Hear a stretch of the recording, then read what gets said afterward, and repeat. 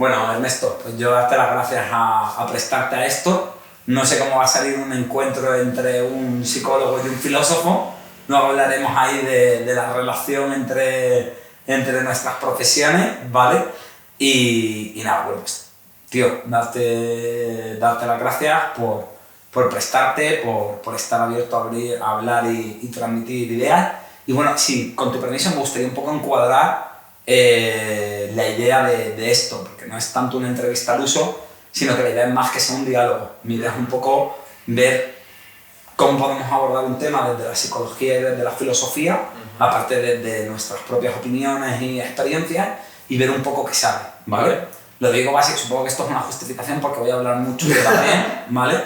Y aparte de por mi narcisismo y porque me gusta escucharme, de reconocerlo, bueno, pues también porque creo que era interesante.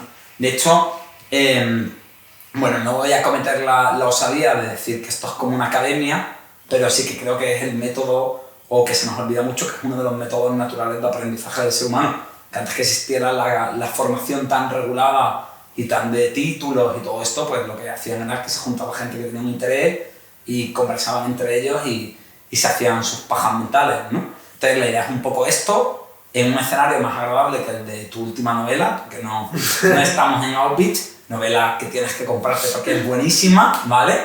Y bueno, pues la idea es que casquemos aquí un poco del tema y ver qué sale un poco desde, bueno, pues cada uno eso, desde la psicología y la filosofía. Y bueno, pues cuando nos tengamos que poner un momento sálvame y tirarnos los platos a la cabeza lo hacemos, pero creo que en general hay puntos de encuentro o que seguro que se puede hacer algo así majo y interesante. Vale. Bueno, pues mira, yo voy a empezar, supongo que tocándote los huevos, ¿vale? En el sentido de, bueno, pues igual que has cotado de las drogas, pues tú eres el del trap, ¿vale? Entonces estarás harto de hablar del trap, imagino que sí, pero sí que había cosas que me parecía interesante plantear, ¿no? Entonces, sí que un poco, por caerte un poco mejor, pues voy a empezar hablándote de trap y estética, que sé que es un poco tu tema, ¿vale? Pero bueno, la idea es ir un poco viendo ahí, ¿no? Entonces, mira, una cosa que a mí me llama la atención es que cuando la gente habla mucho del trap y de lo que supone, ¿no? Pues ves a mucha gente como hablando de que es una música fácil de hacer, que es una música vulgar, que, bueno, ¿no? Como una parte así, y hay un poco esta idea, o de otros géneros, como, bueno, ¿qué va a salir profundo o qué va a salir significativo del reggaetón o del trap o de este tipo de géneros, ¿no? Y a mí es algo, tío, que me toca mucho la polla porque, bueno, creo que yo también lo sufrí. A mí me pasa mucho que como hablo, que tengo la sutileza de la lencería de esparto, ¿vale? Pues mucha gente tiene la sensación, y una de las críticas grandes que recibo es que hablo muy mal, y parece que eso invalida un poco el contenido, ¿no? O no sé si a ti también te pasa, que a veces que tienes una estética más disruptiva, la gente lo ve como, bueno, este tío no puede ser filósofo, porque además sus referencias no está aquí hablándome de los clásicos, no está hablándome de Descartes, y está hablándome de la Zoe, o está hablándome de este tipo de cosas, ¿no? Pero sobre todo, más que por tirar por el cliché fácil de yo puedo tener la pinta que quiera, pero luego mi valor como individuo es otro, que creo que es un tema un poco estereotipado, sí que creo que hablo un poco de que la gente parece que parece que para hablar de lo profundo, o parece que para filosofar, o para darle sentido a una experiencia, que son procesos como muy intelectuales y académicos, ¿no? Reservados a un grupo de personas, pero yo creo que es algo natural del ser humano. Yo creo que todos hemos tenido ese momento de a las 7 de la mañana con un amigo de copas y ponerte a filosofar, o esos momentos de intentar expresar cómo te sientes, ¿no?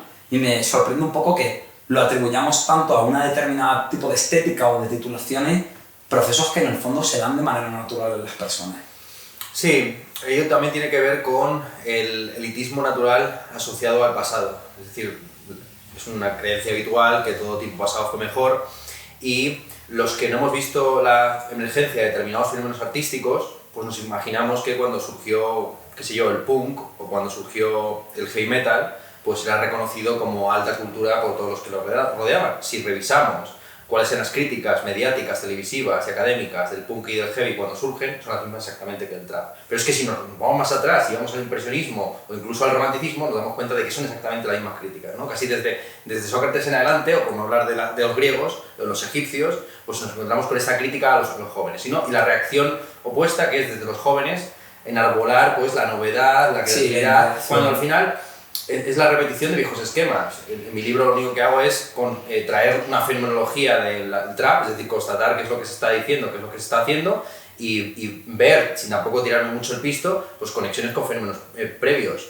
La profundidad y la superficialidad depende del ojo de quien la mira. Entonces, la realidad es tridimensional. Si tú quieres hacer una foto y estudiarlo bidimensionalmente, vale, pero también está ese aspecto tridimensional, sea consciente o no el autor de que lo está haciendo. Entonces, un determinado gesto, y no sabe exactamente de dónde viene, pero a lo mejor tiene que ver con pues, el tetradragma griego o ya sabrá qué, ¿no? O sea que al final, el tema este de la filosofía, yo creo que no es algo tanto subjetivo como encarnado y objetivamente. Ese es el gran descubrimiento de realidad de la filosofía, que las ideas no nos pertenecen, que son realidades que están ahí exteriorizadas y objetivadas, y que no... El tema de Pitágoras no es de Pitágoras. Y el tema de Pitágoras puede estar en una canción de trap perfectamente, para empezar, ¿no? Entonces, las matemáticas o la filosofía o todas estas realidades eidéticas están por todas partes y uno se puede fijar y ya está. Es tan sencillo como poner un poco de cuidado.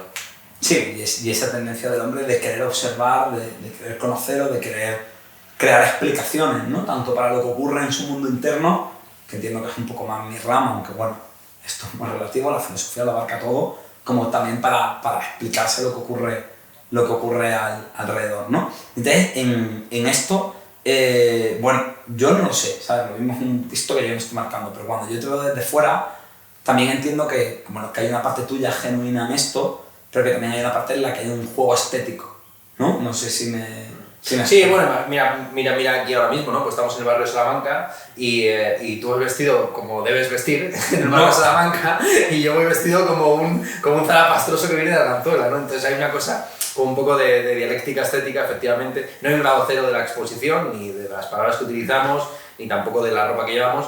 Entonces se trata de ser consciente de ello y utilizarlo deliberadamente o no. En este caso ha salido así. Ah, o sea, yo sí que te diría que bueno, yo soy así, yo sinceramente yo me he visto así, no en mi vida diaria, pero cuando veo a un paciente, porque me parece que es una cuestión de empatía y de respeto, porque también entiendo que él en su ideario es lo que espera, Eso es. Entonces entiendo que se lo pongo más fácil, ¿sabes? Pero también creo que es una justificación porque me doy cuenta que cuando me he visto más formal no queda tan mal que diga palabrotas o que hable como un jodido albañil, ¿sabes lo que te quiero decir? Como que me da ahí un poco de margen de maniobra. E incluso eso es algo que a veces he utilizado como una herramienta terapéutica porque me sirve para descolocar al paciente o a veces para que la información le llegue, ese componente como sorpresivo, ¿no? Que ayuda a retener la información.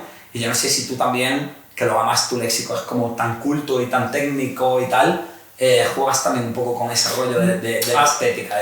Digamos que es el lenguaje que juega conmigo, porque uno tampoco elige las palabras que utiliza ni el acento que tiene, es el que ha recibido y el que ha mamado desde que nació. Entonces yo soy aquí de Madrid.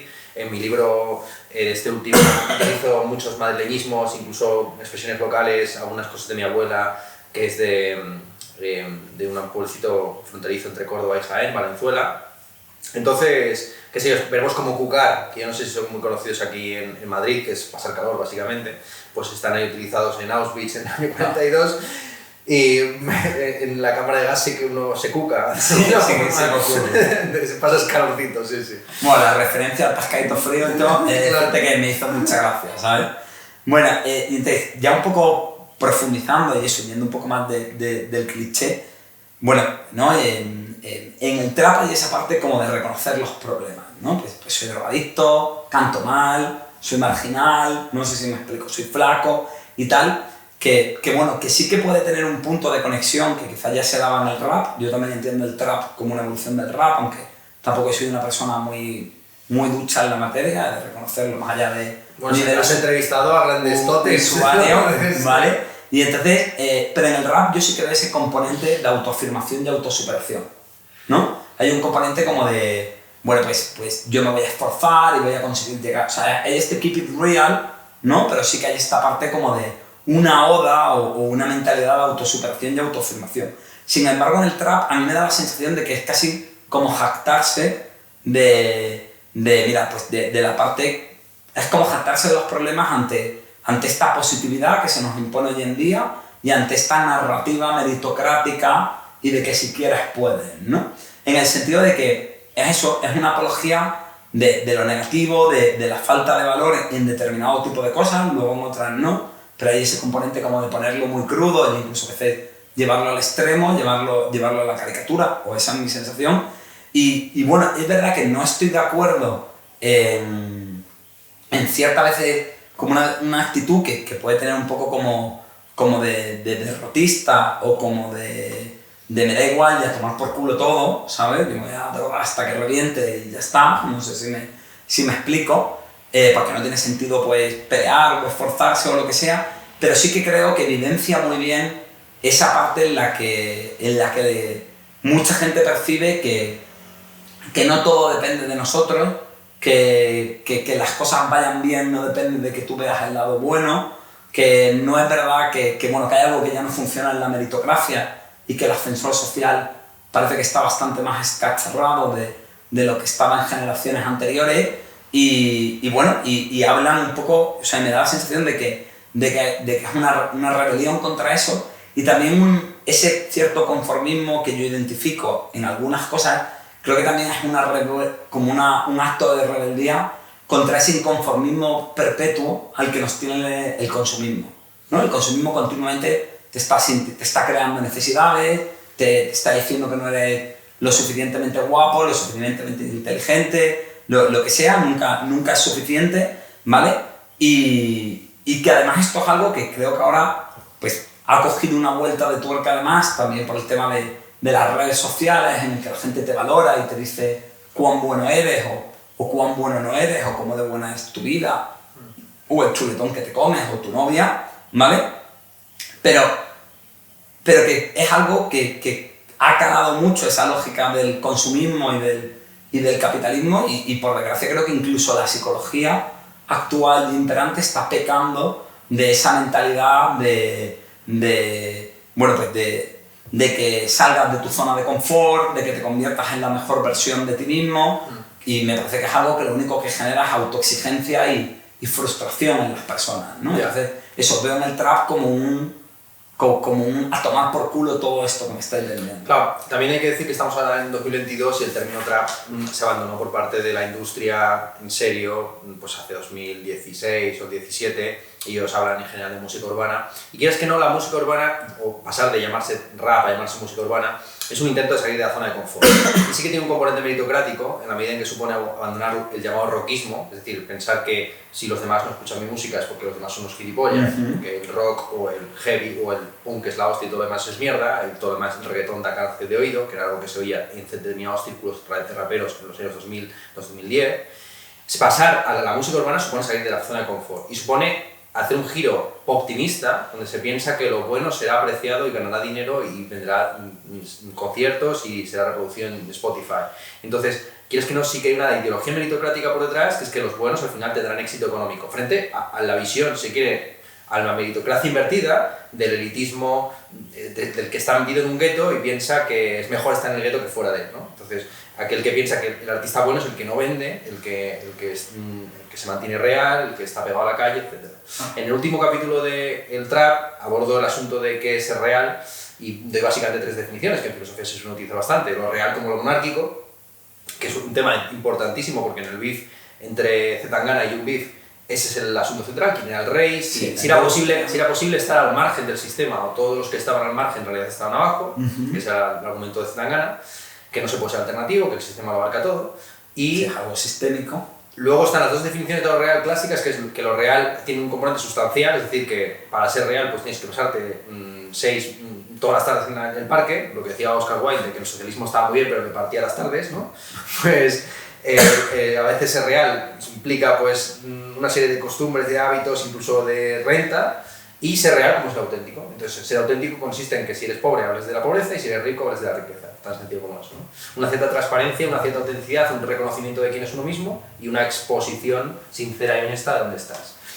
La mayor parte de los traperos, en realidad, de los que se llaman traperos, en realidad artistas urbanos, se mantienen auténticos en este discurso último y se les celebra por hablar de sí mismos. Entonces, no sé si se ha escapado a la ideología meritocrática, porque Bueno, es muy difícil escapar a ella al final. Ahí me refiero yo en la parte, no en la parte de la industria, por decirlo de alguna manera, o es verdad que tienen esa parte como de, pues llevo uñas largas porque no tengo que trabajar, o sea, sí que hay una evidencia del éxito, pero lo podríamos entender como una cierta meritocracia, sino en el sentido de, bueno, pues es un poco como una música en la que luego tiene mucho curro detrás, pero de entrada parece que no hay mucho esfuerzo, porque las rimas son excesivamente fáciles, porque la voz, en vez de intentar hacer gorgoritos, pues meto un autotune que me la modifica, no sé si me explico. Esa es la parte en la que yo hablaba como de una especie de rebeldía ante lo meritocrático.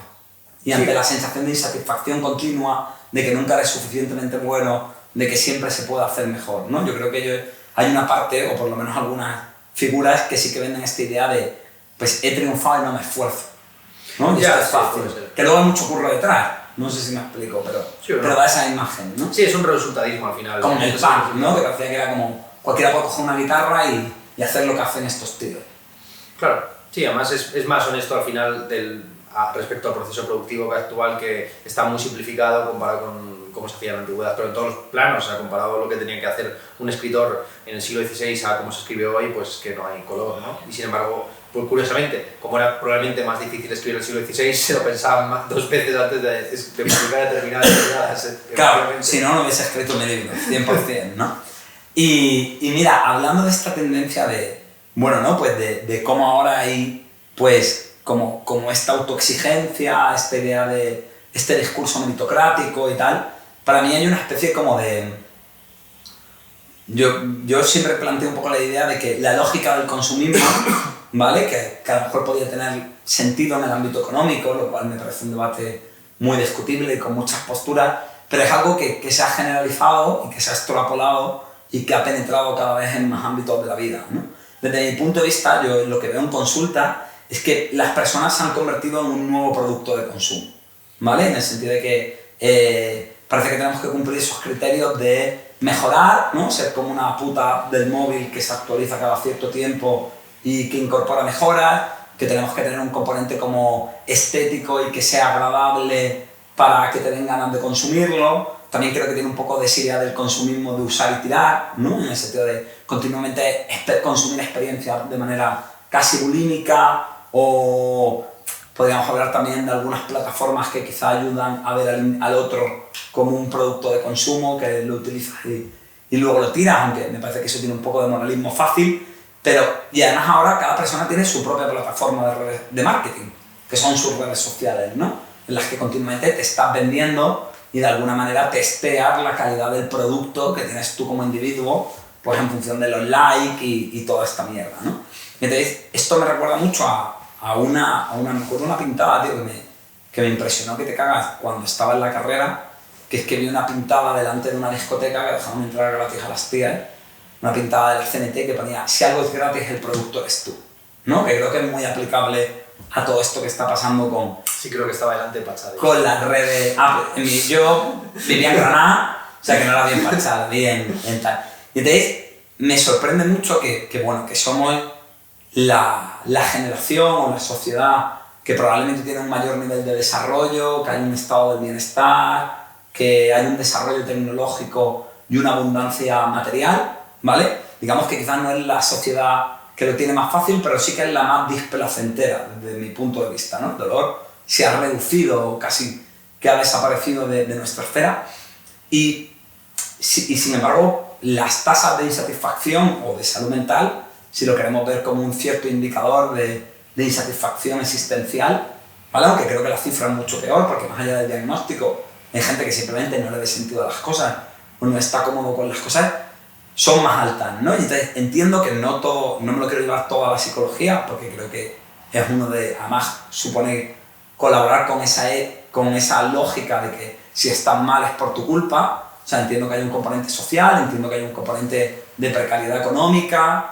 entiendo que hay un componente en el que ya no hay referentes culturales muy claros, todo esto de la cultura líquida de Bauman, que no sé hasta qué punto es reduccionista o no, pero bueno, a mí ahora me sirve la paña para lo que intento transmitir. Y claro, entiendo que hay una parte grande, pero creo que eso confluye con esa otra parte, con esa parte de sentir que nunca somos suficientes, que me haya convertido en un producto y que de alguna manera actualmente el valor de un individuo es directamente proporcional a su productividad y a sus características y habilidades, ¿no? Sí, ahí hay muchas cosas, evidentemente. Una de las señalado, pues, que cuando se... También hay una desemejanza entre la imagen que proyecta la sociedad y cómo está uno. Se hizo unos estudios muy conocidos, creo que no recuerdo en qué país africano eran, antes y después de introducir la televisión. Y se vio que antes de introducir la televisión, los índices de felicidad, que también se medían de aquella manera y se miden de aquella manera. Se miden actualmente de aquella manera, pero bueno, por atender a este positivismo, ¿no?, científico de poder convertir al final la felicidad en una variable medible, pues bueno, con dos cojones. La variable de la felicidad acompañaba la riqueza hasta aproximadamente lo que sería equivalente actualmente al minorismo, y a partir de ahí digamos que la felicidad no iba acompañada tanto la riqueza, ¿no? Cuando se introdujo la variable de la envidia, al final, de la imagen de los demás, ahí sí que hubo una correspondencia mucho más estricta entre riqueza y felicidad. ¿Por qué? Porque el pobre era más consciente de que lo era. Y entonces, el asunto es que tú a día de hoy tienes la imagen del éxito que proyecta Kim Kardashian, no todo el día, evidentemente, porque no tienes, por muy fan que seas, un seguimiento 100% de tus referentes, sino los momentos estelares. Entonces, tú mismo... Claro, además te comparas con esa realidad manipulada. Bueno, y te comparas contigo mismo en tu manipulación, precisamente por tu industria de marketing. Te empiezas a creer tus propias mentiras. Esas son las peores mentiras en las que puedes caer, son las que tú mismo echas para pescar a los demás. Entonces, te terminas arrastrando tú también ahí en esa vorágine de la imagen proyectada versus la realidad que estás viviendo. Y luego, pues efectivamente, en el momento en que el objetivo vital principal no es sobrevivir, sino ser feliz, pues ya empiezan todas las paradojas clásicas de que consiste exactamente la felicidad y si es posible la perfección en un ser finito. Y la respuesta es no. Bueno, y quizá también además ahora la felicidad siguiendo la lógica del consumismo y del producto, ¿no? No sé si... Sí, claro, pero el consumo, es que esto ha sido también tantas veces estudiado y explicado, pero bueno, al final pues también somos arquetipos de cosas que se van reproduciendo una y otra vez, ¿no? Pues si la felicidad se basa en el deseo y el deseo es justamente el anhelo de algo que no se posee, en el momento en que ese objeto se posee pierde el valor esencial que tenía, que era que no era tuyo. Si lo que hace bella a la mujer es que no sea tuya, en el momento en que es tuya ya no deja de ser bella. Entonces, si la calidad o el valor de los objetos depende de la relación de posesión que tienes con ellos, y lo que es bueno es lo que no posees, en el momento en que empieza a ser tu propiedad, pierde valor. Bueno, ahí lo que pasa es que es una idea de la felicidad muy vinculada a un producto, ¿no? O sea, claro, me refiero desde la psicoterapia al consumo, evidentemente. Por ejemplo, consumir es, como el verbo lo dice, es agotar, es extinguir y es destruir. O sea, consumir es negar el objeto, es negar el deseo y crear nuevos deseos ulteriores, es inevitable. Claro, y además esta lógica de que lo que te va a hacer feliz o lo que va a satisfacer esa necesidad siempre es algo externo. No, es algo que tienes que adquirir de alguna manera. Mejor casi eso que lo otro, porque lo otro, si no, empiezas a entrar en una vorágine de cuáles son los atributos internos que deberías tener, cuáles son tus emociones, disposiciones de acercar al mundo, y es cuando también la gente se raya. Ahí, de hecho, ahí empieza todo el tema este del síndrome del impostor, ¿no? De que una novia que no se siente extremadamente feliz el día de su boda piensa que es una impostora, o un profesor que no pues, siente un holgorio, un estudiante que cuando llega al doctorado pues no es el día más feliz de su vida cuando le dan el título. Pues es que hay como una serie de ritos de paso en los que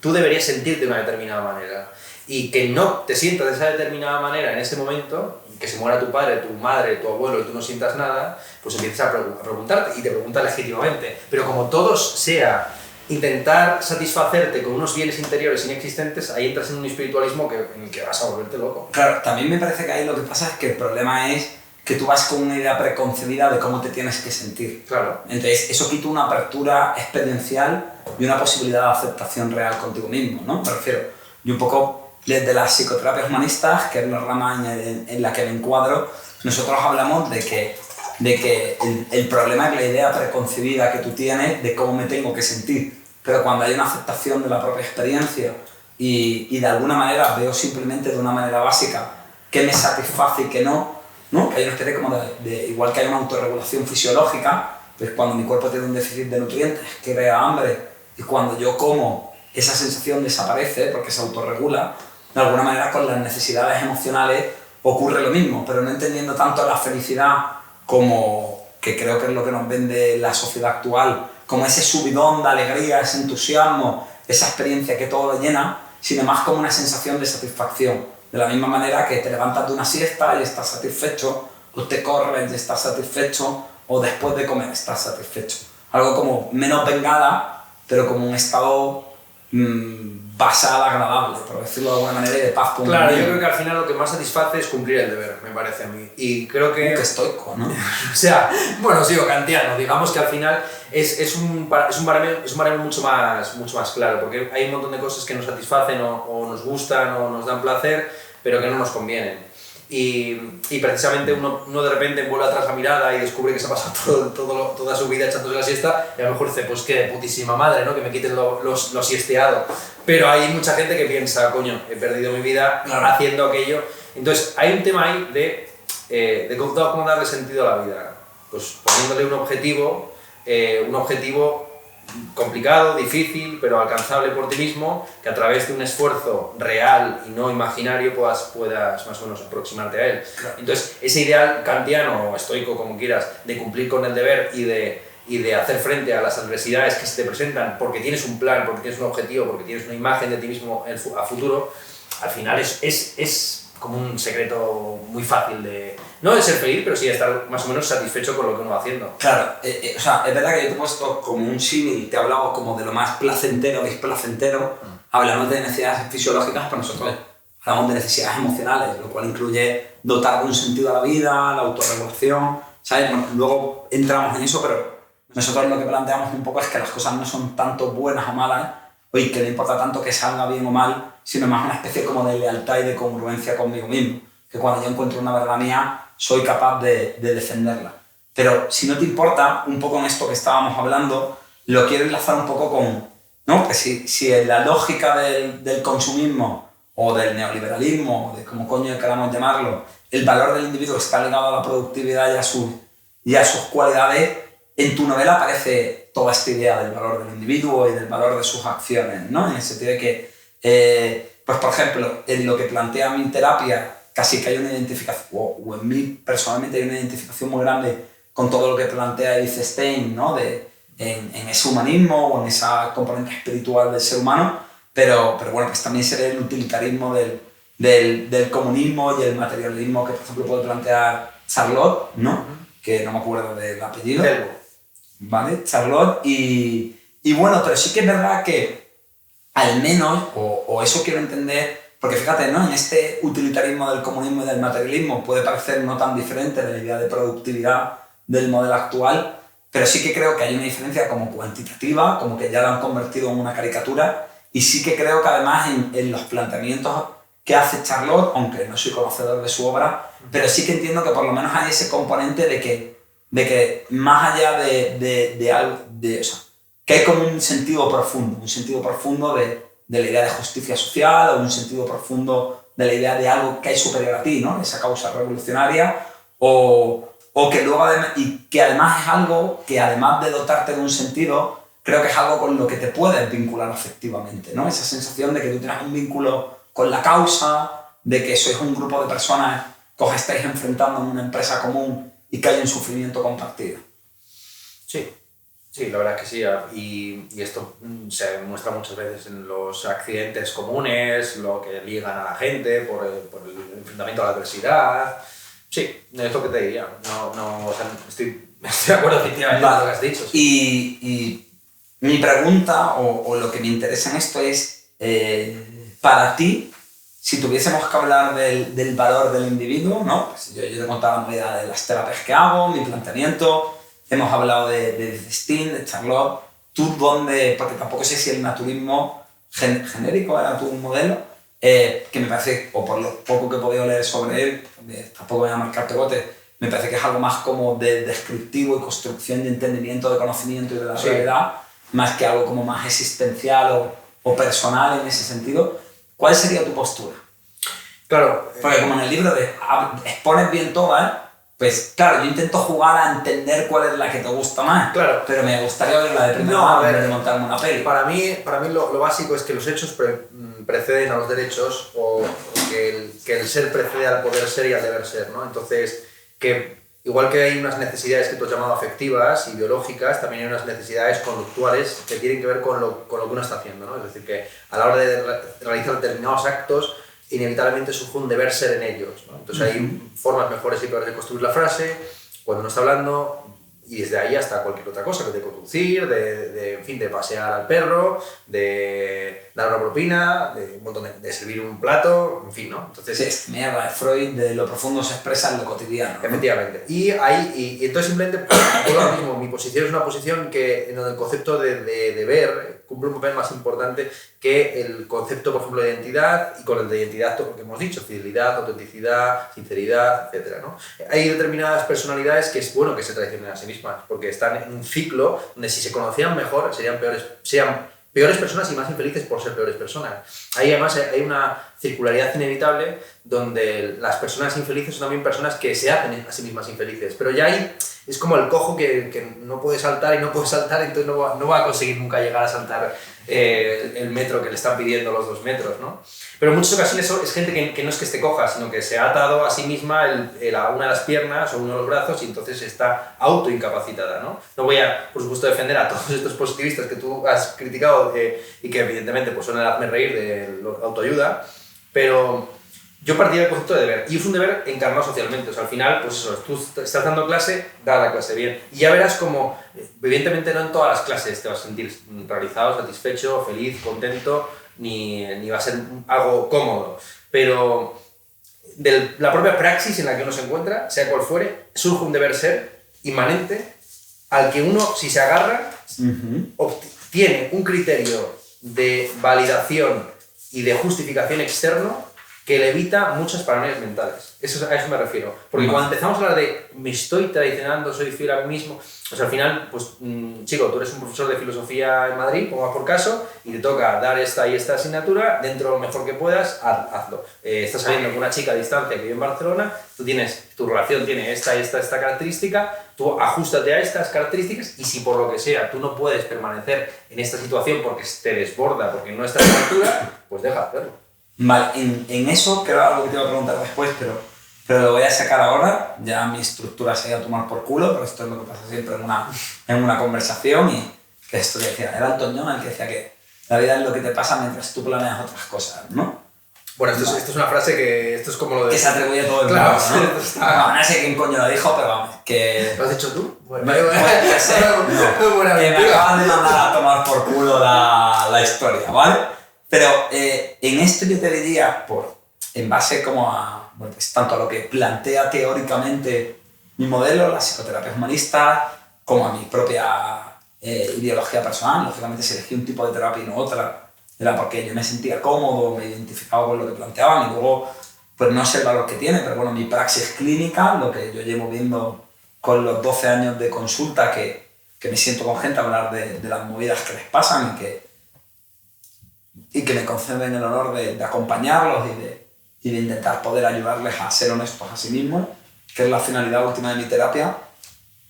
Yo creo que es esto que me gustó mucho que dice Teresa al final cuando habla dice que tiene una serie de partes, de vocaciones, y que ellas pelean entre ellas. Luego volverá esto y tal.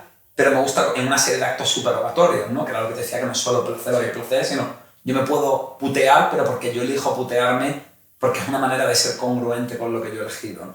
Entonces hay una frase que me gusta mucho de Teresa que dice: ¿cuál seguiré? Aquella cuya voz se oiga más fuerte en mi pecho. O sea, nosotros lo que creemos es que desde los procesos emocionales hay una especie como de verdad profunda que te permite identificar, salir un poco de esa paja mental que tú dices de, bueno, como yo empiezo a cuestionarme, eso puede ser algo que se retroalimenta. Ahí nosotros lo que apelamos es a salir de lo cognitivo, a salir de la narrativa y ver un poco lo que, como fenómeno, provoca una sensación corporal que me puede dar una certeza. Por ejemplo, pues, yo sé que hacer terapia para mí tiene sentido porque hay momentos que estoy hablando con mi paciente y siento esa sensación como de comunión con él y entonces se me saltan las lágrimas. ¿Sabes? Nosotros decimos que cuando se te saltan las lágrimas en algo, hay una verdad profunda en eso. ¿No? Especialmente si no tiene mucha intensidad estimular, porque ni siquiera lo puedes. Es como la correlación entre lágrimas saltadas y felicidad. Algo así, no es tan reduccionista, ¿sabes? Pero pero sí que puede tener, ¿sabes? Sí que creemos que la sensación sentida, que es el nombre técnico que le damos, hay un asidero y hay una certeza interna, subjetiva en su fenómeno, que tú puedes entender que eso es una verdad tuya. Sí, además eso, ahí hay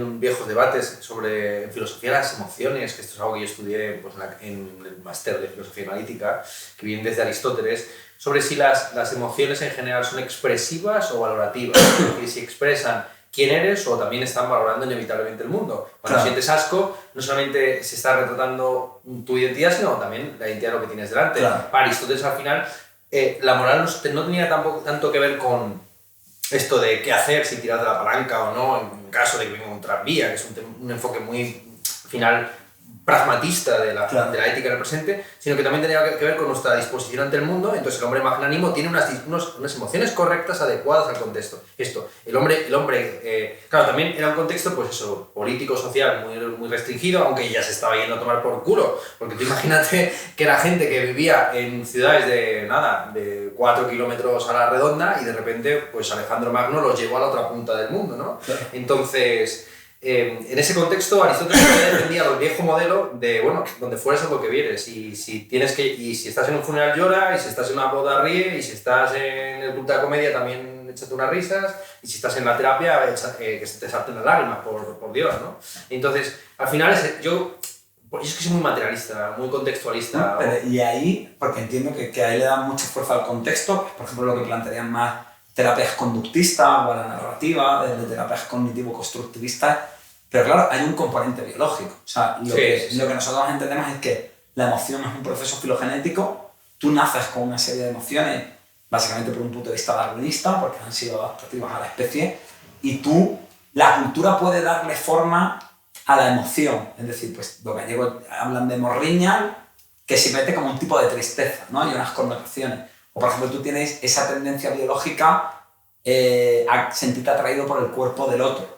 Y luego ya la cultura, pues aquí dice que son las tías con las tetas grandes y en Japón son los pies pequeñitos, ¿no? Es decir, la cultura da forma a eso, pero hay una especie como de tendencia biológica, que eso ahí ya no hablamos de buenas personas o malas, sino que es algo que está en la naturaleza humana, que está en el código genético per se. Que es algo como una verdad a priori, ¿no? Esto que también lo hablan. Y mira, en esta paja mental, ya voy a intentar volver al orden que tenía pensado, pues, más jodido vivo, ¿vale? Cosa que me encanta.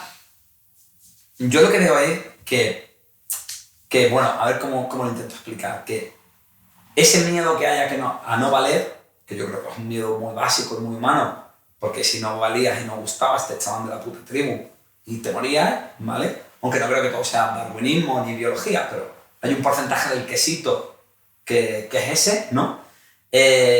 Y que creo que actualmente con la dinámica social que hay se está exacerbando esa parte, porque creo que es lo que utiliza la industria del marketing, bueno, pues para todo lo que hemos hablado, para la insatisfacción continua, para crear necesidad, todo. Al final yo creo que cuando consumimos la sensación emocional asociada, no tanto la marca, ¿no? El lujo de Gucci, el prestigio de no sé qué mierda. Bueno, la movida, que me estoy enrollando.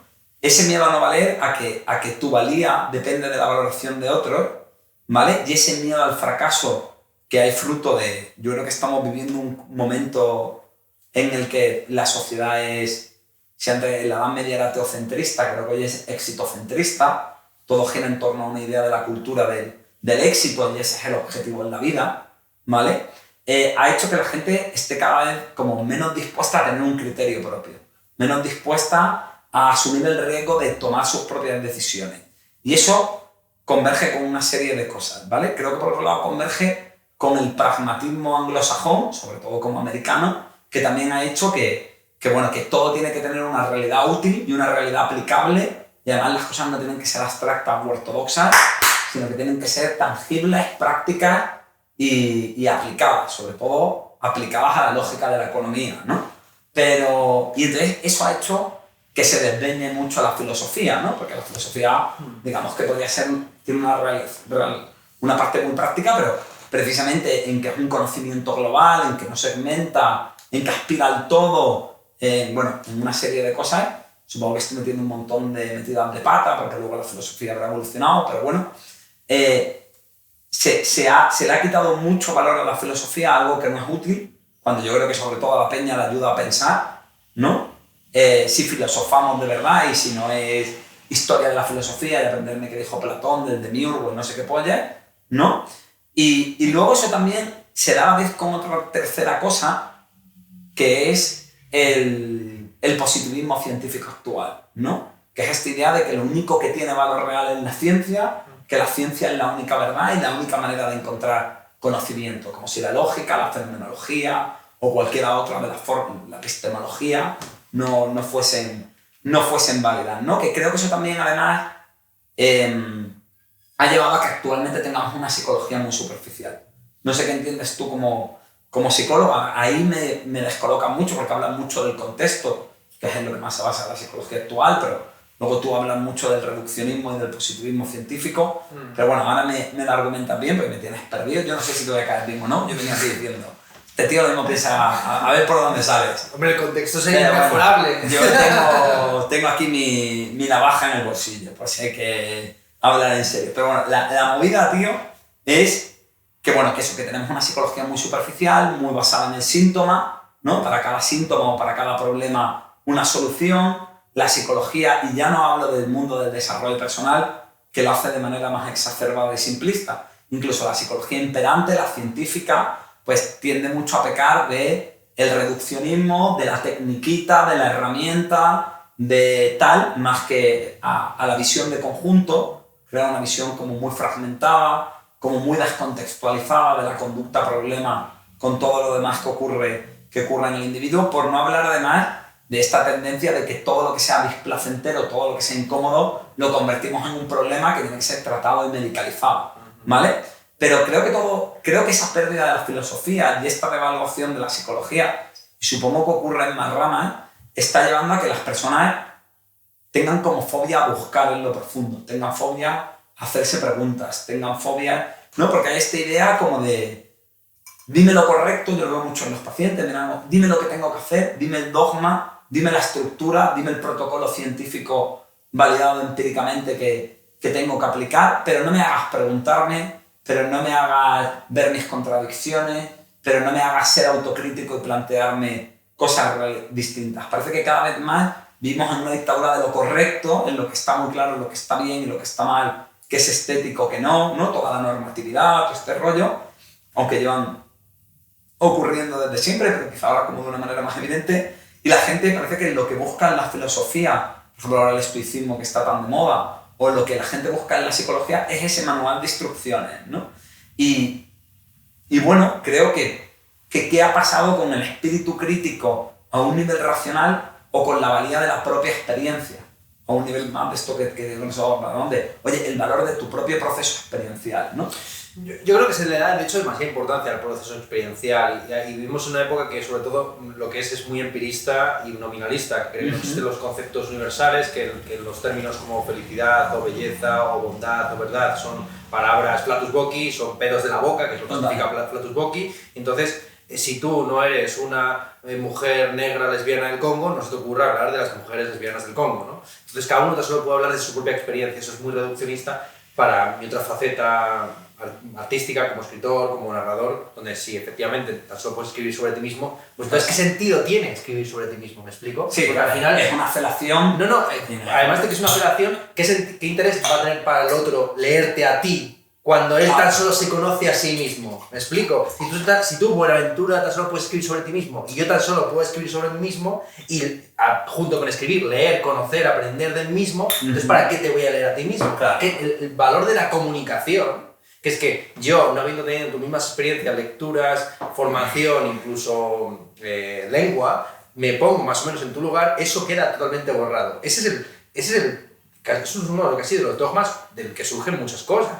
De lo que surge todos los identitarismos, la política de identidad, cierto feminismo radical, cierto nacionalismo o patriotismo elevado, por la negación del otro, por la imposibilidad de la comunicación, por pensar que tal lengua es mejor que otra o tal país mejor que otro, lo que sea, ¿no? Eso te diría. La filosofía no está ni mucho menos escorada de nuestro mundo, sino que está en el centro de la misma, solamente que no con el nombre habitual que tenía. Pero esto tampoco pasa nada. La filosofía ha sido un término muy prestigioso durante mucho tiempo y ha perdido su prestigio como concepto, como palabra, como término. Pero no pasa nada. O sea, al final, todos los ismos que tú has dicho, incluso yo diría todos los ismos, también los del arte y los de la propia psicología, en el momento en que ya no son una teoría aplicada y concreta y científica, sino que son una cosmovisión, ahí tienen filosofía. El conductismo es, entre otras cosas, también una filosofía de la mente, que viene a decir, pues es la caja negra, el fantasma dentro de la máquina, no vamos a tocarlo, vamos a estudiar si son las conductas alrededor de la cosa. El conductismo tiene sus orígenes filosóficos, como es conocido en Wittgenstein, luego a Gilbert Ryle, y luego ya llega toda la larga colla de psicólogos con Skinner en la cabeza, ¿no? Claro. Entonces, y lo mismo pasa con el surrealismo, con el expresionismo, con el positivismo, o sea, cuando uno dice... Cualquier marco teórico movimiento tiene una filosofía inherente. El científico que está, qué sé yo, estudiando espacios topológicos, tal, sin preguntarse si ese es un objeto que preexiste a su estudio, lo construye él, pues ese está haciendo ciencia, pero el que ya empieza a hablar de los objetos preexistentes o de la construcción de los entes matemáticos por el ser humano, pues ya es un constructivista o es un platónico o es... Claro. Entonces, decir que lo único que importa es la ciencia ya no es una teoría científica, es una posición filosófica. No hay nada más filosófico que negar la filosofía. Eso es lo más... de hecho, toda la puta historia de la filosofía el pie que se lleva es constantemente... Empieza a empezar, efectivamente... Sobre todo desde el empirismo. Y bueno, casi desde la... O sea, ya el término filosofía, que es que nosotros no sabemos sino que nos gustaría saber, ya empezar por ahí, empezar desde el punto de vista de que no tenemos ni idea, somos los primeros en reconocerlo, ya es una autocrítica la filosofía. Ya, Platón empieza, los diálogos de Platón comienzan y casi terminan preguntándose si es posible hacer filosofía. Y no se termina respondiendo la pregunta, pero mientras tanto, en todo el trecho, vaya, se ha hecho filosofía. Sí, se sacan cosas, ¿no? Claro. Rasca que al final... En lo pegadillo acaba estando lo bueno. Y entonces, también mi pregunta, porque eso, yo sí que veo la fobia como a que la gente quiere que le digas cómo tiene que funcionar, creo que es uno de los pánicos que hay hoy en día. Me pregunto también hasta qué punto eso puede ser, porque hay un mundo muy inestable, ¿no? Entonces, había referentes muy sólidos, la familia, el Estado, heterosexual, el modelo patriarcal, no sé si ahora... Estamos en un momento en el que se duda de todo, con toda la riqueza y todo lo bueno que tiene. Pero claro, yo siempre a mis alumnos les digo lo mismo, ¿no? Que el corsé te limite y te constriñe, pero también te da estructura y soporte, ¿no? Y me pregunto hasta qué punto, ahora que hemos roto el soporte, o que se está intentando romper con mayor o menos éxito, y todo esto es muy discutible, o si simplemente se está cambiando un soporte por otro, pero bueno, sin entrar en ese debate, aparentemente hay esta cultura líquida, ¿no? No sé cómo de cuánto te gusta este término, ¿no? de Bauman. Pero puede ser por eso, porque todo de pronto es tan inestable, aparte de por el deseo de gustar, aparte de por el individuo como producto de consumo, aparte por los likes de las redes sociales, aparte de por toda esta mierda. La gente quizá busca esas normas, esas pautas, y eso, vuelve a hablarse del estoicismo, vuelve a hablarse de vamos a la filosofía oriental y se coge la meditación vipassana y el desapego del budismo, ¿no? Se están buscando referentes sólidos y de una manera rígida a la que el sujeto se intenta ajustar en vez de cómo se lo ajusta a sí mismo, porque tenemos una cultura en la que ya no hay nada estable y definido, y eso tiene esa parte buena de crecimiento y de revisionismo, pero tiene esa parte mala de hostia, qué puta ansiedad, porque no está claro y me da miedo. Sí, claro, y además muchos de estos fenómenos surgen primero irónicamente y desde la ironía uno se va familiarizando a través de la risa con aquello que le parece intolerable. Entonces, por ejemplo, la astrología, como muchas feministas han convertido prácticamente ya al reiki, al tarot y a la creencia en auras, en chakras y este tipo de cosas, esto empezó como un meme, como una broma, de hecho más bien como darle la vuelta a un tema clásico que es la expropiación del cuerpo de las mujeres y de sus saberes al comienzo de la modernidad con la quema de brujas, pues este lema de nosotras somos las hijas de las brujas que no conseguisteis quemar, pues esto era un puto meme, al final se lo han terminado creyendo muchas de ellas. Claro. Y si en determinados círculos feministas se habla más de signos astrológicos, de chakras y de fuerzas de este tipo fantasmas que de otras cosas, y es una búsqueda de referentes al final. Claro, pero es un poco, ¿no? Estamos en un momento en el que cuestionamos tanto los referentes, pero se buscan muchos referentes además muy deterministas y muy rígidos, claro, con esto de la astrología, ¿no? Sí, sí. Al final el escepticismo conduce al pietismo, esto es algo muy conocido y estudiado, Perdona mi ignorancia, ¿qué es el pietismo? El pietismo es nada, que al final Al pie de lo la importante es letra. la piedad y creer muy Ah, el férreamente en pietismo. Dios, pietismo, ¿no? Que no te preocupes tú sobre las demostraciones de la existencia de Dios o también se llama a veces fideísmo, ¿no? Es decir, que lo importante creo porque es absurdo prácticamente, ¿no? Es decir, si al final todo es cuestionable y yo no sé ni siquiera si estoy ante Buenaventura o esto es un robot, una máquina, si estoy metido en Matrix, pues al final tengo que hacer un salto de fe y empezar ya a creer en todo. Esto es una cosa muy clásica dicha por Chesterton, ¿no? De que quien deja de creer en Dios empieza a creer en cualquier cosa. Claro. Ahí nosotros, bueno.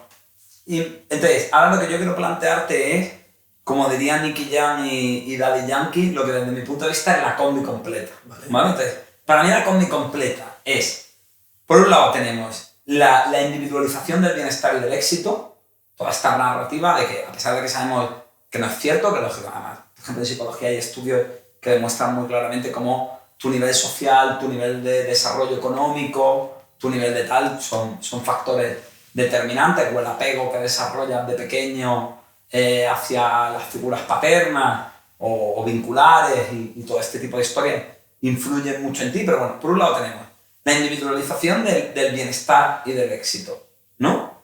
Con toda la meritocracia y todo esto que llevamos un rato hablando. Por otro lado, la dictadura de que hay un modo correcto de hacer las cosas, ¿no? Este es el canon de belleza, esto es ser feminista, esto es ser español, esto es, lo podemos aplicar no, y además para todo, ya está ahí como 20 claves de cómo practicar buen sexo. Pues no sé, yo follaré como a mí me guste follar y como le gusta a mi pareja, ¿no? Pero es eso, esa obsesividad de manuales, hay un modo correcto, hay algo rígido, que ahí está la verdad, porque tiene un barniz de positivismo científico, o de moral, o de pensamiento políticamente correcto. Luego, por otro lado, también tenemos esta idea de que bueno, las personas están cada vez más construyendo su identidad a través de procesos en común, ¿no? La identidad, ser una persona racializada, ¿no? Ser taurino, yo qué sé, la mierda de turno, ¿vale? Entonces, lo que me sorprende es que se exhorta mucho al poder de un yo, al que luego se le vacía de contenido y al que no se le permite desarrollarse y existir, porque le quitamos esa idea del pensamiento crítico, de la filosofía, de evaluando todo esto, el filosofar, le damos todo cosas como muy para este problema, esta solución, y te lo digo yo porque esto está científicamente demostrado, porque lo dicen estas figuras de autoridad o por la movida que sea, se le priva mucho del derecho al ensayo y error y a ver la información o el feedback que esto le provoca, porque hay un miedo a cagarla, ¿vale? Y hay una idea de que además hay ese canon al que hay que alcanzar y que su valor depende o de la aprobación del otro o de su productividad y sus competencias, ¿no? Entonces, es una especie como de puta esquizofrenia. Bueno, y luego también hay otra parte en la que tú como individuo estás definido, pues eso, por los colectivos a los que perteneces, ¿no? Y esta identidad, las identidades y el debate identitario y todo esto que hay ahora, ¿no? Entonces, yo lo veo desde fuera y se parece mucho a cómo funciona la mente de un esquizofrénico. Hay una esquizofrenia continua porque se está alabando el poder del yo, al que luego lo vacías de contenido y le pones todos estos movidas alrededor que le impiden desarrollarse. Entonces, para ti, ¿dónde queda hoy en día el sujeto? Es decir, se apela al yo para el bienestar psicológico y el éxito, pero el yo tiene continuamente que amoldarse a lo colectivo, que es lo que se considera adecuado, que además te evalúan y te ponen like o te dicen, y entonces, porque mientras que esto se da, nunca has estado tan juzgado y tan evaluado como hoy en día. Entonces, no sé cómo lo ves tú, ¿no? También, pues lo mismo, la corrección política, que ahora es algo de lo que se ha adueñado la derecha, pero creo que lo políticamente correcto es inherente a tener una ideología, ¿no? La derecha tiene una idea de lo que es lo políticamente correcto, la izquierda tiene... Entonces, bueno, estoy hablando. ¿Dónde crees tú que está entonces ahora el sujeto y cuánto espacio de libertad real tenemos hoy en día para encontrar nuestras propias verdades y si se nos dota de las herramientas para ello? Las vamos encontrando, las vamos consiguiendo. Además, Joyce, cuando le preguntaban por qué no dio las claves de interpretación de Ulises, dijo que la gente prefería robar a pedir, ¿no? Entonces, que prefería encontrarlas a que se la regalaran. Entonces, bueno, en muchas ocasiones esas claves o esas herramientas las vas a aprovechar cuando tú las robes, no cuando tú se las arrebates al mundo. Por mucho que te den los mejores consejos de tu vida cuando tienes 16 años, a lo mejor con 16 años no estás ready para morir. Vale. Que te Ahí no es tan contextual, sino experiencial. Es totalmente experiencial, sí. Entonces, la verdad la tienes que descubrir por ti mismo y a lo mejor la verdad es que tú no eres nada, sino que perteneces a un colectivo, a una comunidad, o a un oficio, a un gremio, a una rama de la productividad colectiva y ya está. Y entonces te quitas de líos, ¿no? No sé. Al final, la alternativa a ser dirigido por las apetencias, las modas, las creencias de los demás es interiorizar al policía dentro de ti mismo y entonces crear esa estructura súper yoica, ¿no? Un poco freudiana. Y al final, Lacan lo estudió mucho, como el ello y el superego al final son lo mismo, porque uno de los elementos fundamentales de la autoridad en la modernidad y en el presente es que la autoridad no solamente quiere ser obedecida, sino que quiere ser amada. Quiere que la obedezcas de manera gozosa. Zizek tiene un ejemplo muy conocido a este respecto. ¿Qué madre es más autoritaria? ¿Aquella que te dice tienes que venir a ver a tu abuela porque es tu obligación? ¿O aquella que dice, bueno, no vengas si no quieres, pero la señora está muy mayor, es la última vez que la veas? Eso es bastante. Claro, no solamente quiere la madre ser obedecida, sino que además quiere ser obedecida por mor del deber, ¿no? Kantianamente. No solamente tienes que actuar conforme al deber, sino por amor y por mor. Sí, de contento, de gozoso. Entonces, al final, ya digo que la única diferencia la única alternativa a tener una personalidad dirigida desde fuera es que esos valores sean interiorizados y al final uno quiere hacer lo que debe hacer. Claro, o sea, yo lo que veo en consulta es que actualmente lo que más le está haciendo sufrir a las personas, bueno, vamos por partes, desde la parte más... Sí, pero son estas obligaciones que es el típico... son del capitalismo. O sea, la diferencia fundamental es que a día de hoy no existe una corvée que te obliga a trabajar 6 meses al año en determinado campo. Entonces, incluso para un proyecto de vacunación global, como ha sido la del COVID, había libertad de elección, ¿no? Entonces, bueno, si no quieres ponerte la vacuna, no te la pongas, pero no se puede entrar ni en bares, ni viajar. Y en la tele vamos a decir en la televisión vamos a decir que eres tú el culpable, que tú creaste el COVID, por supuesto, y que tú has matado a tu abuela y a todos los viejos de tu barrio, ¿no? Entonces, evidentemente...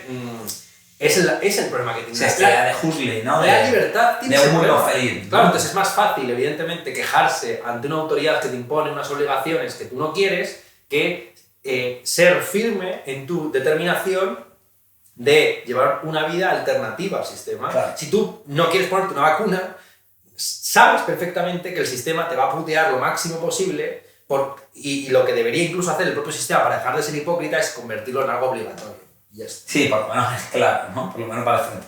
Hablaban de esto y yo creo que ese es o por lo menos uno de los grandes debates del ser humano, ¿no? El de, por un lado quiero ser libre y elegir, pero por otro lado me da miedo elegir y sus implicaciones, así que dime lo que tengo que hacer, ¿no? Claro. Estabas hablando de esto y me acordaba de la movida esta de Kierkegaard de la angustia es el vértigo de la libertad, ¿no? O una mierda así decía. No sé sí, tal cual. Tal cual.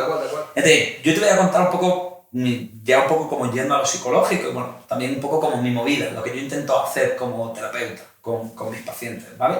O lo que rige, yo no tengo pautas muy claras, pero sí que tengo como algunas ideas en la cabeza, ¿vale? Entonces yo lo que veo es eso, yo lo que veo es que hoy en día la mayoría de los problemas no vienen tanto por aquello que les genera dolor, como que se muera mi madre o como que soy feo, por ejemplo, sino que sobre todo tienen que ver con esa comparativa que yo hago entre mi realidad y ese ideal y cómo yo por toda esa, por todo lo que hemos hablado, por la combi completa que hemos hablado antes de productividad, de dictadura del modo, de identidad colectiva y toda esta mierda, yo me esfuerzo a encajar en unos estándares y presumo que me van a satisfacer en vez de mirar mi experiencia, que es lo que me permite discriminar que sí y que no, por decirlo de alguna manera. Entonces, yo lo que creo es que no hay un lo correcto, estático y claro, sino que eso es algo difuso. Pero además, o sea, que cada uno tiene que encontrar su propio lo correcto, ¿vale? También te hablo de biología sana. Lógicamente en una psicopatía o una esquizofrenia, pero yo hablo de un sistema nervioso guay, ¿sabes? Que funciona, ¿vale?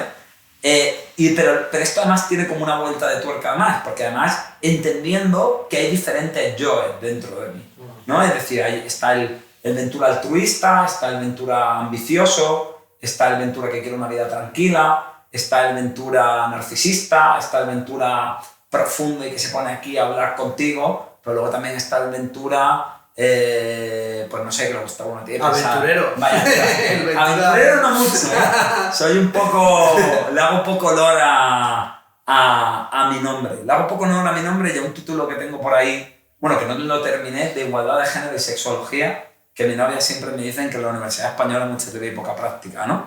Pero lo que te intento decir es que bueno, que lo que yo creo es que la clave para la funcionalidad, para lo que yo entiendo como felicidad, no como ese estado de éxtasis de Santa Teresa del Jesús y tal, sino de esta idea de satisfacción que te transmitía antes, de que no hay conflicto interno. Yo creo que lo que jode a las personas es el conflicto interno, más que la realidad de lo que ocurre. Además, la realidad de lo que ocurre es inevitable, pero el conflicto interno se puede integrar. O por lo menos eso es lo que yo aspiro como psicoterapeuta con mis pacientes.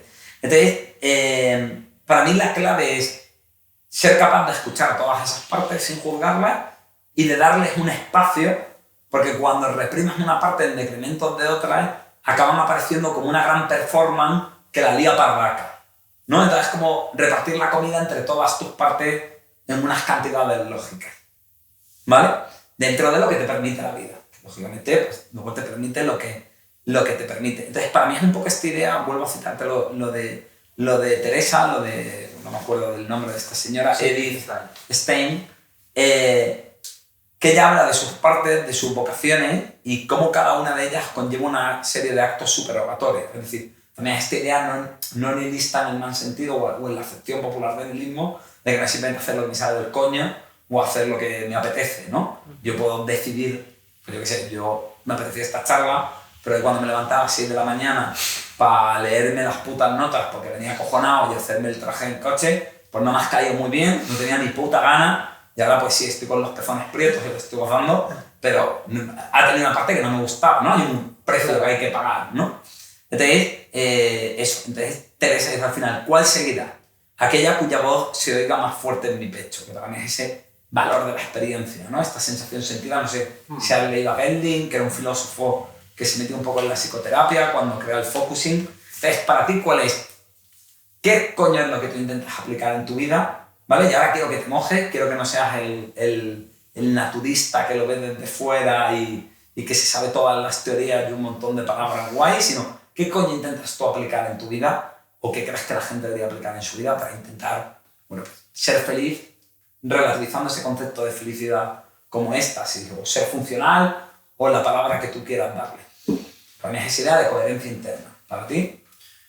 Para mí, a ver, yo soy consciente de que aquellas cosas que me gustan son las que, imponiéndome cierto sacrificio, el sacrificio no le resta valor, sino que lo incrementa aún más. ¿Pero cosas que tú eliges o cosas que te vienen? Hay cosas que a veces te vienen impuestas y que te exigen un sacrificio y hasta que no las realizas no sabes si realmente son vocaciones o no. O sea, creo que de hecho la diferencia fundamental creo que el concepto fundamental es el de vocación, que es la famosa llamada, vocatio viene de ahí. De hecho, el término en griego era eklesis, que por ahí viene clase. O sea, esto es muy interesante. La eclesia es la reunión, de donde viene iglesia, que es el término asamblea, son los llamados, los reunidos en una clase por una determinada voz, por un determinado timbre, porque están en la misma frecuencia, ¿no?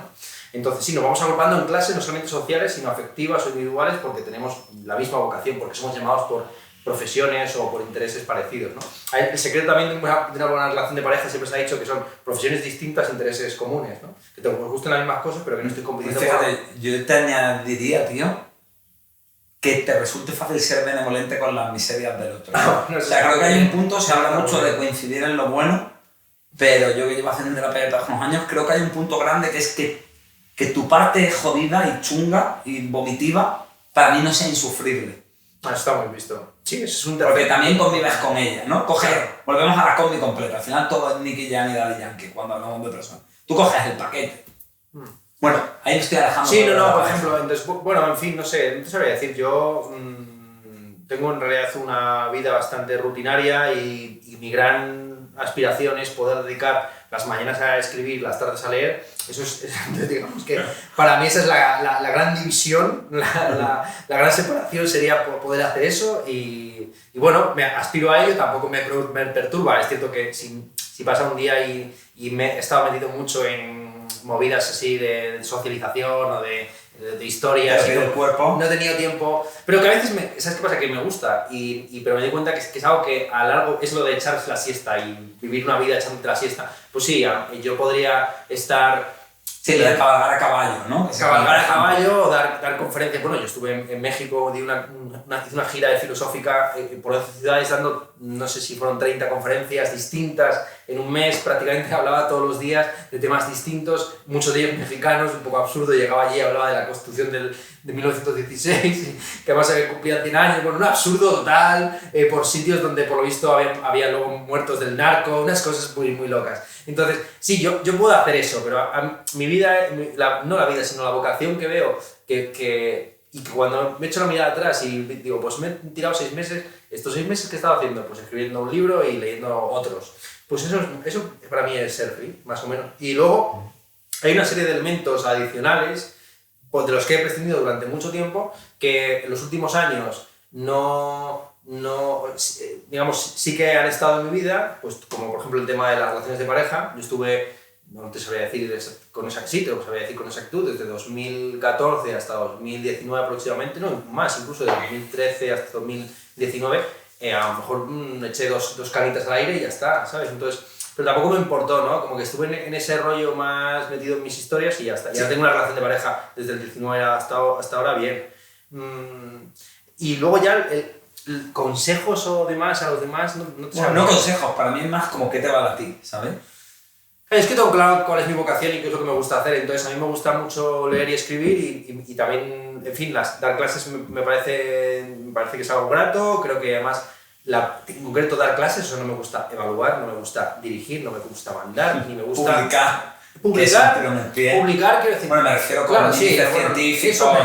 Es una tontería. Pero hay gente que le encanta, por ejemplo, que tiene un espíritu inquisitorial y que le gusta censurar, pero esos son los mismos que les gusta poner ceros y leerse los trabajos de esos alumnos y quitar 0,5 por una coma o por una tilde. Entonces, esa misma gente que tiene ese espíritu inquisitorial para sus alumnos son los que luego son reclutados para hacer los peer reviews. Porque son el buen perfil. Porque son el perfil de la gente que le gusta, sobre todo, destacar y recalcar los defectos ajenos. Pero no es mi caso, ¿no? Entonces, no, por eso yo te preguntaba en esta idea mía de tu verdad, ¿sabes? No porque creo que sea extrapolable, pero bueno. Esa la digo que la mía, pero porque ya parto de una cosa que es que la vocación mía es una vocación de escritor y de lector. Sobre todo de estudioso, y junto con el estudio, lo que va asociado a mi juicio a estudiar bien a los clásicos, que es intentar emularlos o replicarlos, en concreto en el formato escrito y también a veces en oral. Evidentemente tenemos la ventaja increíble de que poseemos una tecnología que es la imprenta de la oralidad, que por medio de estas grabaciones, pues lo que digamos, para bien o para mal, quede fijado muchos años más y a una distancia mucho más grande de la que nunca tuvieron, por desgracia, las palabras de Kant o de Schopenhauer o de Nietzsche o de Platón. Claro, entonces aquí, que es un poco, ya para terminar, a mí me llama mucho la atención, que creo que es lo que me gusta mucho de ti como divulgador, ¿vale? En ese plano profesional, que te veo un tío como muy... como que tú de alguna manera describes mucho la realidad. Que luego seas una persona posicionada políticamente, pero creo que eres como muy justo en eso, ¿no? Intentas ser como muy descriptivo, intentas muy plasmar lo que hay, hablar de, ¿no? Pues un tío blanco entero tiene bueno esto, tiene malo esto, ¿no? Ese rollo a mí me mola mucho y te lo agradezco por eso, porque creo que con lo que hemos hablado antes, hoy en día no es lo habitual. Pero también me pregunto qué parte hay de esa, como de, bueno, al final hay una especie como de soy descriptivo y así no me mojo. ¿No? No sé si me... No, bueno, ahí... Aunque tú... yo sí tengo que... Si hay cosas que me parecen... Como modelo filosófico o como, no, a ver, o como filósofo, ¿no? Creo que, a ver, en filosofía el posicionamiento viene dado por el método, sobre todo, y ya por el intento de estructuración sistemática. Y ahí, pues, hay determinados sesgos que pues, se vuelven a veces patologías llevadas al máximo, ¿no? Pues ya pensar que la materia no existiría si Dios la estuviera contemplando, ¿no? El ser es ser percibido de Berkeley. Entonces, uno tiene la filosofía que le corresponde a mí por identidad y por carácter. Uno, Sí, como esto que te decía de que uno elige su modelo de terapia porque te encaja, eso ¿no? es más Yo o menos. estudio a Freud y no cogí a Freud porque no pegaba. Y el tema descriptivo, yo diría simplemente que es mucho más entretenido describir la realidad que juzgarla. Y hay una riqueza también, Escotado era muy de eso, ¿no? De que al final la ciencia para él o la sabiduría tenía que ver con la contemplación, con el análisis. Con cualquier realidad, por pequeña que fuera, simplemente podemos hacer un recuadro aquí y aquí está todo. O sea, aquí realmente, si te pones en plan budista, si lo estudias con detenimiento, en este recuadro, en esta baldosa, sucede todo. Bueno, Sucede eso es un poco lo que dice John Kabat-Zinn, que es el creador del mindfulness. Él habla de observar con genuina y benevolente curiosidad. Claro, entonces, mira, por ejemplo, ahora mismo estoy corrigiendo un libro que se llama El Gran Pan ha muerto, ¿vale? El Gran Pan ha muerto, ese es el título del libro. Pan con mayúscula, es una exclamación que se lanzó más o menos en la época en la que nació Jesucristo, que lo escuchó un tipo, un marino en el Mediterráneo. El Gran Pan ha muerto, el Pan era el dios de los sátiros, el que encabezaba, digamos, a los sátiros y a los silenos. Entonces, la muerte del gran Pan supone la muerte del paganismo, del buen vivir, de la fiesta, pero también de lo que el pan significa en griego totalidad, pero de pan viene también el pánico. O sea que al final hay como una muerte de la felicidad, pero también, en fin, del pánico, del terror que te entra a veces a las 6 de la mañana con un determinado pedo en determinadas situaciones o contextos, ¿no? Entonces, mientras corregía este libro, hay un capítulo que le dedico a una conferencia que dio Ben Shapiro, el intelectual judío ortodoxo, en la Universidad de Wisconsin-Madison el 16 de noviembre de 2016. Y en esa conferencia hubo un scratch de los izquierdistas y me he pasado toda la mañana simplemente describiendo ese scratch. Porque no hay que juzgarlo, o sea, simplemente ya la descripción de cómo empiezan a gritar shame, safety, cómo empiezan nosotros a decir USA y luego de repente empiezan a decir decency. Simplemente una descripción ajustada, novelesca, de cómo funciona eso. Al final, también es el tipo de filosofía que hemos cultivado los españoles. En España, la mejor filosofía no ha estado en los tratados sistemáticos, escolásticos, ni en el ensayismo popular, ha estado en las novelas. Hay más filosofía en la descripción benévola, pero también un poco irónica, de Cervantes, que en todos los tratados de los escolásticos y posteriormente de los ensayistas del siglo XX, ¿no? Entonces, por ahí va un poco la cosa. Me parece que la novela, por ejemplo, como formato literario en el que el narrador da un paso para atrás y deja que sean los propios personajes los que se enzancen en batallas y sean lo suficientemente sectarios para que él sea como una especie de dios magnánimo que deje pasar las cosas, es el laissez-faire del dios creador. Para mí es una gozada. Y lo veo literaria y vitalmente muy superior a... Y es también la filosofía que yo suscribo, ¿no? De que todo lo real es racional, incluso lo más estúpido. De hecho, sería muy raro que no tuviera algún tipo de justificación. Claro, nosotros hablamos mucho de la funcionalidad. Sí, todo lo que se mantiene es porque tiene una función, eso es. Aunque sea desadaptativa, ¿no? Y tienes que estudiar. Me drogo porque me protege de acordarme de cómo mi padre abusaba de mí, ¿no? Igual me estoy jodiendo la vida drogándome, pero me protege de eso, ¿no? O yo incluso he tenido pacientes pedrastas, ¿sabes? Que hay esa aceptación incondicional y ese entender la funcionalidad muchas veces es complejo. Bueno, pedrastas ya rehabilitado, lógicamente no en activo, ¿vale? Porque si alguien oye esto, pues puede pensar con este señor, ¿por qué no ha avisado a las autoridades? ¿Vale?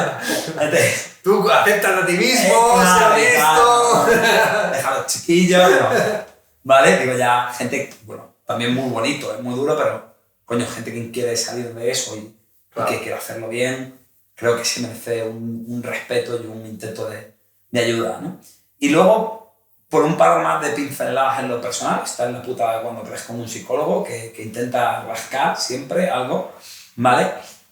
Hay una cosa que tú has dicho varias veces, que es que siempre que alguien formula una frase, tú ya estás pensando un poco como en las objeciones o en las réplicas, incluso en los propios diálogos que tú te montas, ¿no? Como escritor. Entonces, claro, esto desde el punto de vista del pensador y desde el punto de vista del orador o del debate dialéctico, pues entiendo que es una puta pasada y que es una habilidad muy buena, pero me pregunto cómo es eso en tu día a día.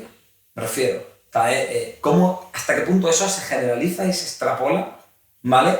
Y tú en tu propia vida continuamente estás en una objeción contigo mismo, si eso te lleva a una cierta autocrítica, a una duda de ti, o es algo que haces más en lo teórico y racional y menos contigo mismo. Sí, yo creo que al final si uno quiere transformar el mundo, lo que tiene más cerca para que forma parte de ese mundo es su propia vida, ¿no? Tampoco vamos a ponernos en plan petersonianos de que tienes que hacer la cama antes de a la revolución, pues sobre todo cuando hemos descubierto lo sucia que tenía la cama el propio Jordan Peterson, ¿no?